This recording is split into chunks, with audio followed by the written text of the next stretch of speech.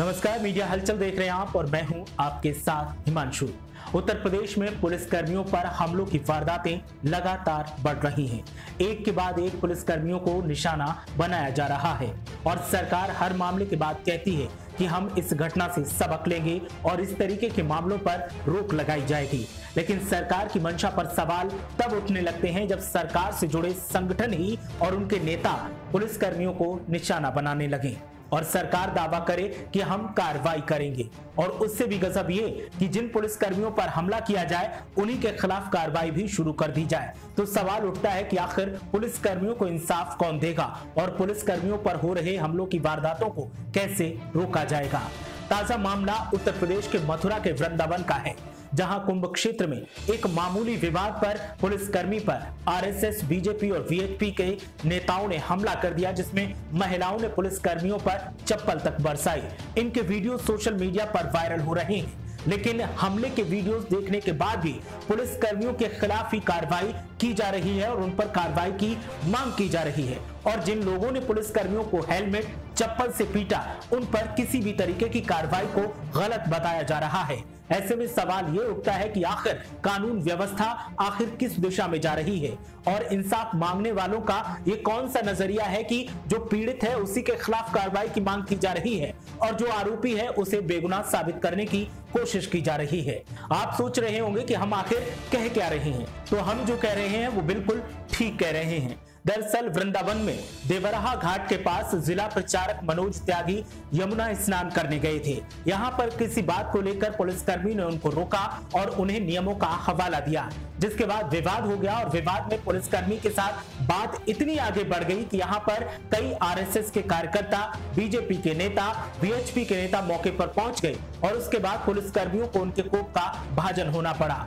उससे भी गजब बात यह है कि यहाँ पर महिला नेता जो थी उन्होंने चप्पल लेकर पुलिसकर्मी पर हमला कर दिया, जिसका वीडियो आप हमारे स्क्रीन पर देख सकते हैं। उससे भी गजब बात यह है कि एक शख्स हेलमेट से पुलिसकर्मी की पीठ पर वार करता है और एक शख्स पुलिसकर्मी का हाथ जबरदस्ती पकड़कर अपने गाल पर थप्पड़ मारता है और उसके बाद उस पुलिसकर्मी के खिलाफ एफआईआर लिखाने की मांग की जाती है कि इसने हमारे नेताओं के साथ मारपीट की।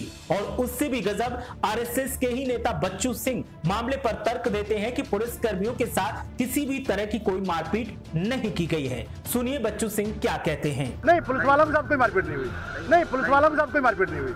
नहीं, पुलिस वालों के साथ कोई मारपीट नहीं हुई। तो सुना आपने, बच्चू सिंह का साफ तौर पर कहना है कि आरएसएस से जुड़े किसी भी व्यक्ति ने पुलिस कर्मियों के साथ मारपीट नहीं की, जबकि ये वीडियो जो आप देख रहे हैं ये वीडियो साफ बताता है कि पुलिसकर्मी पर किस तरीके से हेलमेट से वार किया गया और उसके बाद चप्पल से भी वार किया गया। लेकिन बच्चू सिंह का कहना है कि इन पुलिसकर्मियों के खिलाफ कार्रवाई होनी चाहिए, कार्रवाई नहीं हुई तो फिर आंदोलन किया जाएगा। नहीं, धरने पे भी बैठेंगे और भी फिर आंदोलन शुरू हो जाएगा अगर उनके खिलाफ सख्त कार्रवाई नहीं की तो।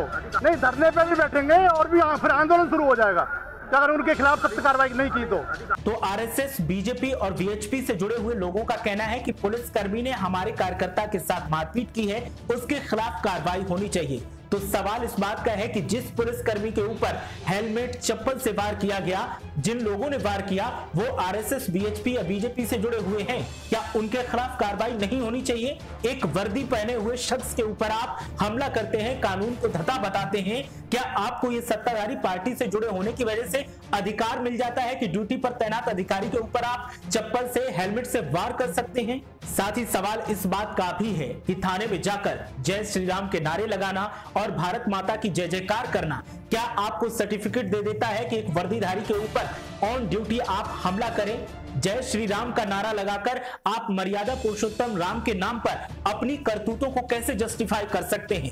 सवाल यहाँ पर कई उठ रहे हैं और विपक्षी दल अब इन लोगों के ऊपर कार्रवाई की मांग कर रहे हैं और विपक्षी दलों का कहना है कि बेलगाम इस फौज पर कड़ी कार्रवाई करने की जरूरत है, क्योंकि देश की एकता, अखंडता को ये लोग निशाना बना रहे हैं। इसके अलावा सत्ताधारी पार्टी से ताल्लुक होने की वजह से ये लोग कानून व्यवस्था को अपने हाथ की कठपुतली समझ बैठे हैं और कानून के रखवालों पर ही हमला कर रहे हैं। बीजेपी के नेता और बीजेपी से जुड़े संगठनों के नेता ही जब पुलिस कर्मियों को निशाना बनाएंगे तो आप समझ सकते हैं कि आम अपराधी पुलिस कर्मियों के साथ किस तरीके का सलूक करेंगे। अगर पुलिस कर्मियों पर लगातार जानलेवा हमले हो रहे हैं तो उसके पीछे इस तरीके के नेताओं की मंशा, इनकी करतूतें भी जिम्मेदार हैं और इनके ऊपर लगाम कसने की जरूरत है। साथ ही हंसी उन पुलिस अधिकारियों पर भी आती है कि अपने पीड़ित पुलिस कर्मियों का वीडियो सामने होने के बाद भी इस तरीके की करतूत करने वाले नेताओं के खिलाफ कार्रवाई करने की इनकी हिम्मत नहीं है, क्योंकि अगर इन्होंने इन पर कार्रवाई की तो इनकी नौकरी खतरे में आ सकती है। जब ये पुलिसकर्मी अपनी बिरादरी के नहीं हो सकते तो फिर ये इंसाफ और लोगों को कैसे दिलाएंगे। मथुरा में पुलिसकर्मियों का वीडियो वायरल हो रहा है जिसमें उन्हें पीटा जा रहा है और फिर भी उन्हीं के खिलाफ कार्रवाई की जा रही है। ये कहां का इंसाफ है। हालांकि मैं मानता हूं कि पुलिसकर्मियों की गलती हो सकती है, लेकिन इसके लिए सिर्फ एक पक्ष पर कार्रवाई करना बेहद गलत है। अगर पुलिसकर्मियों की गलती है तो जिनके वीडियो वायरल हो रहे हैं, जो चप्पलों से पीट रहे हैं, हेलमेट से वार कर रहे हैं, गलती उनकी भी है। उन्हें भी गिरफ्तार किया जाना चाहिए और उनके खिलाफ भी सख्त एक्शन लिया जाना चाहिए और एक नजीर पेश करनी चाहिए कि अगर आप सत्ताधारी पार्टी से हैं या सत्ताधारी पार्टी से जुड़े संगठन से ताल्लुक रखते हैं तो यह अधिकार आपको कतई नहीं है कि ऑन ड्यूटी एक पुलिसकर्मी पर आप हमला कर सकें और उसे चप्पल और हेलमेट से पीट सकें। क्या सत्ताधारी पार्टी के नेता अब कानून व्यवस्था को अपने हाथ की कठपुतली समझने लगे हैं? क्या पुलिस कर्मियों पर होते हमलों के पीछे सत्ताधारी पार्टी और उनसे जुड़े संगठन के नेताओं की इस तरीके की करतूतें भी जिम्मेदार हैं? आपकी राय क्या कहती है, आप हमें कमेंट करके बता सकते हैं। इसके अलावा हमारी जानकारी कैसी लगी हमें जरूर बताइए। हमारे वीडियो को लाइक कीजिए, शेयर कीजिए और चैनल को सब्सक्राइब करना मत भूलिए। इसके अलावा फेसबुक, इंस्टाग्राम और ट्विटर जहां भी आप हमारे वीडियो को देख रहे हैं इसे शेयर कीजिए, हमें फॉलो कीजिए और ताजा तरीन जानकारी के लिए हमारे साथ जुड़े रहिए।